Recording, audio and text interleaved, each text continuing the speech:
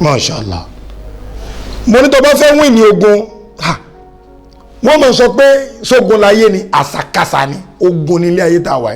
ayé ìjọ wọn mọ̀ bọ́ dásà wípé bẹ́ẹ̀ bá gẹ̀ẹ́sì náà mi ẹ̀ ní kọsẹ̀ láyé tá à ń lò lọ yìí wà lẹ́bí yẹn bá gẹ̀ẹ́sì yóò ṣubú kódà yóò ní júrì kí lẹ́ ń sọ yìí ilé ayé ti di fìtínà yàtọ̀ sí pé à ń bọ̀ àjagun pápá jùlọ bí tí wọ́n bí a sí láwọn àwọn ọ̀rọ̀ tí ń jà rẹ̀ lórí social media Allahu Akbar ọ̀jọ̀gbọ́n Diamond òun wá gbé live ó gbé àtàwọn àti live ó gbé sípò football fún àdúrà máa wò bọ́ ó ní pé wọ́n kọ́kọ́ bí ọ sí Nàìjíríà live ti win ní 1-0 àwé ọ̀wákàwé ọ̀kéwú orí 2-0 ọ̀kọ́sẹ́ orí 3-0 ọtún wáyọ̀lẹ̀ orí 4-0 live ní win ìwọ ní 0 ó ní 4 wá sí ní kàbá àwọn èèyàn gidi live ti ní 5 ìwọ ní 0 bóòlù ọ̀sìn fún afẹ́ win bóòlù ọ̀sìn fẹ́ soríire ọ wà ní age of 20 ọ̀sìn wọn first half ọ̀n gbá bọ́ọ̀lù so ó ṣeéṣe kí kó dàrú age of 40 ó ti parí first half tó fi wá lè rìnrìn tó fi wá lè wọ́n 60 years ó ti wà ní 80 minutes ìwọ àti life báwo ló ṣe fẹ́ ṣe tó fi ní 3 points má sáré pọ̀ fẹ́ draw wà ní 6-5 tàbí 7-5 sọ pé kò ń ṣe ìrìn àjò tó yẹ pé wàá rìn wàá kàn dúró wàá ṣe wàá ní ó ti sú mi mo ti ṣe wàhálà àmọ́ tó bá try ìrìn àjò mẹ́tẹ̀ẹ̀ta ẹ̀ wò mo ṣú ọ̀rẹ́ pé bá dùn àwọn tà ṣáájú ṣe gbà wàláhì àdúrà tiẹ̀ náà gbà àkọ́kọ́ bẹ̀rẹ̀ wọ́n fẹ́ ní 3 points di aláwẹ̀ pọ̀ kojú ogun kò sẹ́sìn tó takò àwẹ̀ fìbí panú fọlọ́hún jẹ́ kọ́ lọ́wọ́ mọ̀ pé náà nira lọ wà kó lè bá yọkú náà nira fi nira kó ìnira wájú ọlọ́run torí ìnira làwẹ̀ àmọ́ ìṣe pé bóyá ọ̀fìyà jẹ́ra rẹ àwẹ̀ gẹ́gẹ́ òórùn ẹnu aláwẹ̀ ọlọ́run bá nífẹ̀ẹ́ sí ìwà aláwẹ̀ ọlọ́run bá nífẹ̀ẹ́ sí ìṣesí aláwẹ̀ ọlọ́run bá nífẹ̀ẹ́ sí kọ́ra ìrẹsẹ̀ máa ń túraká ọlọ́run bá nífẹ̀ẹ́ sí gbogbo tó ọlọ́run bá nífẹ̀ẹ́ tó bá fi pàdé ọlọ́run bá ọlọ́run tètè gbọ́ díẹ̀ kutiba alaykum siyam kama kutiba alal ladhina min qablikum la'allakum tattaqun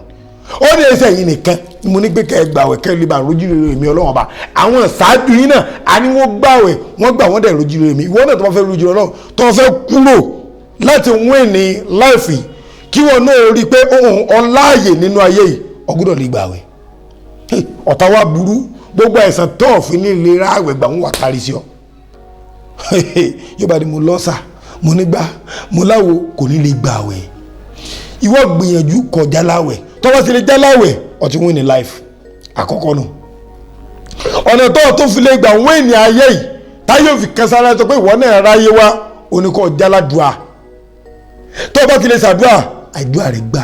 ayé rẹ̀ dá àmọ́ inú ilé tó gbà kọjá lọ́sàn-án tó ti wo fíìmù lọ́sàn-án tó ti ṣe gbàsàwò lọ́sàn-án kí ló tó ní dá dìde bẹ́ẹ̀ mọ́ lóru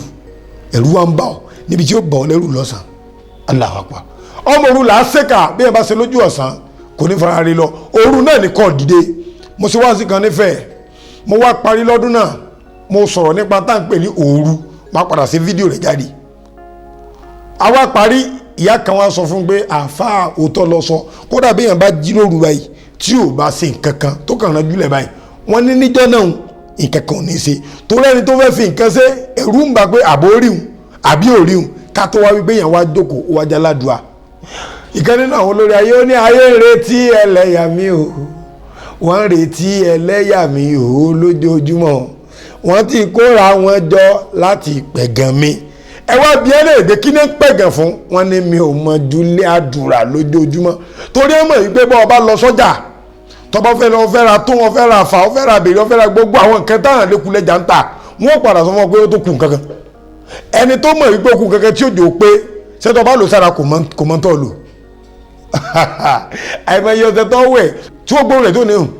àjọmbàlẹ̀ ń bẹ lára ọ̀sẹ̀ táwọn ìwẹ̀ àwọn tí wọ́n tí wọ́n fi wí àjọmbàlẹ̀ ṣe wọ́n ti mọ̀ ṣẹ́tọ̀ ọ̀sẹ̀ sára ẹlòmíì mọ̀ ọ̀sẹ̀ sórí báyìí wà lẹ́yìn ó ti di ó mú wọn lórí torí pé wọn ò gbà lọ́wọ́ rẹ̀ àmọ́ nǹkan kan tí wọ́n lè rí ìdí rẹ̀ náà lọ́lọ́ mashallah kọ́ wá jáládùá kọ́ lè képọ̀ náà ọ̀rẹ́ ti dayọ̀ má fi gbogbo òru sùn mọ́ o dìde képọ̀ Olúwa ẹni ń wọ́rẹ̀ ò kí ń forú sùn bó ṣe wákàtí kan dárùn mọ́jú mashallah jẹ́ aládùá oríṣiríṣi àwọn àdúrà bẹ́ẹ̀ bá lọ sí YouTube mi ẹ rí oríṣiríṣi àwọn àdúrà ń bẹ Alfa Jeje Agba TV tá a ti ṣe tẹ́lẹ̀ máa fi kí pọ́lọ́n tádùn àrẹ fìgbà ẹlẹ́ẹ̀kẹta inshallah tó bá di next episode máa kà fún wa ọlọ́run jẹ́ kádùn àwọn gbà o mo máa ń ṣe ní short video torí kó lè bá a ṣe ṣíà sáwọn èèyàn àwọn kan náà wà nínú òkùnkùn ká mú wọn kú ọ̀nbẹ kó bọ́ sínú mọ́lẹ̀ gbogbo wọn tó ń comment tó ń click like tó ń click love tó ń follow mi ìrèrè ò ní bọ́ mọ́ ọ lọ ìwọ tó ń wò nínú YouTube náà gbogbo ẹkùnrin ọlọ́sọdẹ̀rin gbogbo bànújẹ́ ayé yín ọlọ́run dákun máa ń sọ dayọ̀ ìwọ tó wá ń sẹ́ndì ẹ̀sẹ́ lómi gbẹ ẹgbọ́ ẹ̀yìn ẹ̀ kú ònúkùnkùn tó ń tàn mọ́lẹ̀ ọlọ́run lára mi ìmọ́lẹ̀ ayé rẹ̀ kò ní wọ́kùn lágbára ọlọ́run tó bá kù sáátà tó sunkún ọlọ́run bá yẹ kó wọlé àwọn ènìyàn lọ kó wọlé ìtọ́sí gbogbo èyí tẹ̀ wọ́n fún wa lówó tẹ́ ń dá sílé ọlọ́run tẹ́ ń gbé afárafá ẹ bá ń fi iye báyìí sínú àkáǹtì mọ́sálásí ẹ bá ń fi sàárà gbogbo sàárà tẹ́ ń ṣe ọlọ́run dàlú ìláyà lágbára ọlọ́run bá ẹkún yín ọlọ́ba sọ́dẹ̀rìn ẹ̀rín yín kò ní dẹ́kun Alfa Jeje Agba ló kọ́ mi tó wá di next episode inshallah àkà ẹlẹ́ẹ̀kẹta òun jágùn díẹ̀ kálíbà àríbi sàlàyé ẹ̀ dáadáa Alfa Jeje Agba ló kọ́ mi o salamu alaykum.